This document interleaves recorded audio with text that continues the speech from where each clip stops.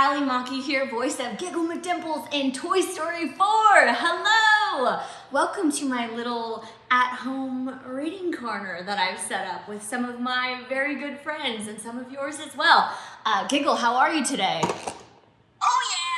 Playtime all the time! All the time! Today I'm joined by my a very special guest and my reading partner for the day, Officer Giggle McDimples! Well, there's two of them, as you can see. So Giggle and I thought we would read you guys a short story from my home here. Reading is one of my favorite things to do, and I thought we would do this together. So today we're gonna read a book. Well, we're gonna read a story from the Toy Story Storybook Collection. And this book is awesome because there's all these different short stories that I went through, and I picked one that I thought would be really fun to do called A New Purpose. And if you've seen Toy Story 4, then you may find this story very familiar. So let's dive in. Lightning flashed across the sky as Andy ran into his room with an armful of toys, but he had accidentally left RC outside. When Andy went downstairs, Woody headed to Andy's sister's room to search for the lost toy. Bo and Woody came up with a plan. Slinky Dog stretched his springy body out the window as Woody scrambled down his back to rescue RC.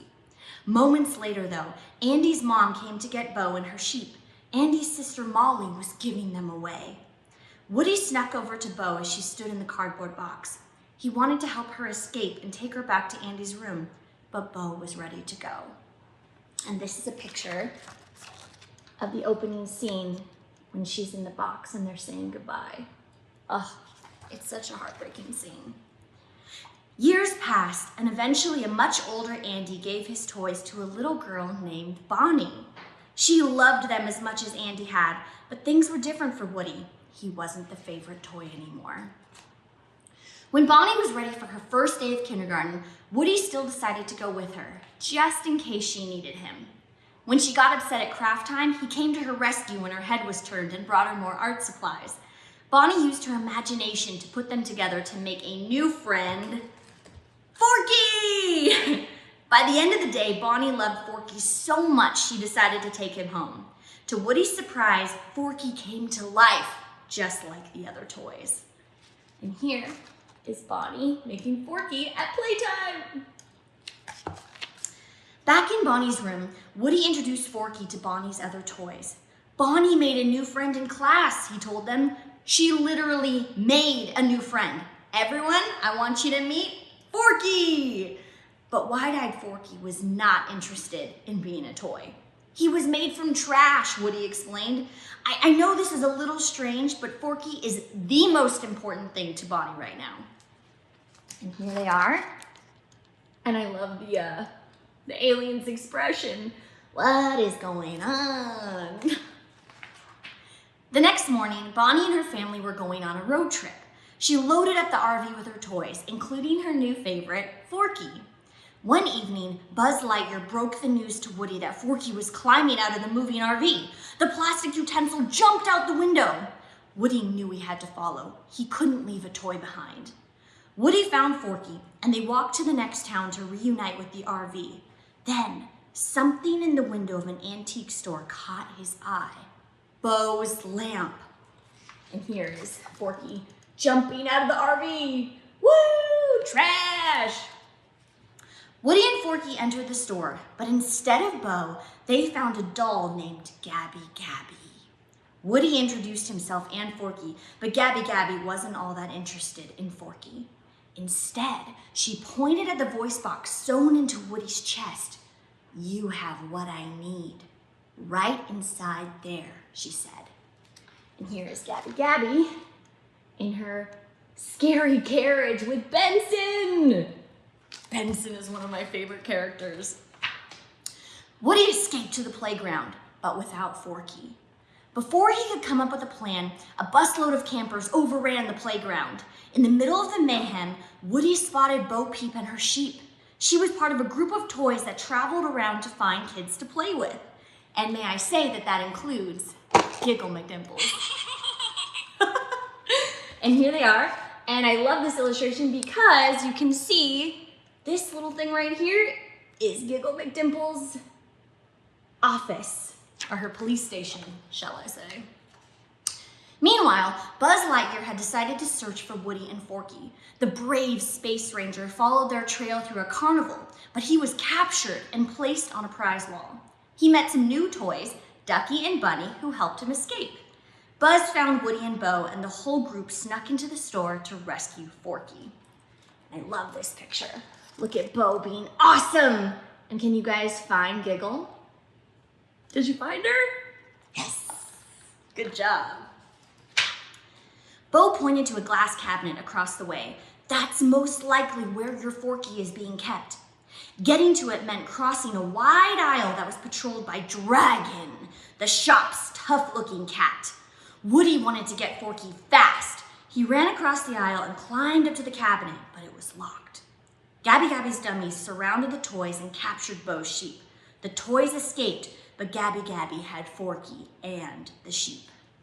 Here you can see Dragon. And can you find Giggle again? Can you find her? Bo needed to come up with a new plan. She took Woody to meet Duke Kaboom, Canada's greatest stuntman. Bo thought Duke could jump across the aisle to the cabinet and rescue Forky and her sheep. But Duke wanted no part of it. He remembered how he disappointed his kid when he failed to make a big jump. That was long before, and Duke hadn't jumped since. Be the Duke you are right now, Bo encouraged, the one who jumps and crashes. And you can see in this illustration, remember when he's posing? Ha, ha, ha, ha, ha. It's so funny. But Duke didn't make it. He crashed right into Dragon. Woody urged everyone to try again to help him rescue Forky. But the toys were banged up and hurt. Bo was upset that Woody was being so single-minded, so she led her lost toys back to the carnival.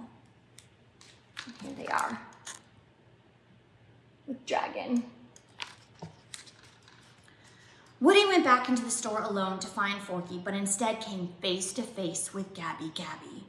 Woody listened as she explained how her voice box had never worked properly, so she'd never been any kid's favorite toy. Woody understood how she felt. He decided to give her his voice box in exchange for Forky. And this is the showdown scene, which is so scary because all of the Bensons.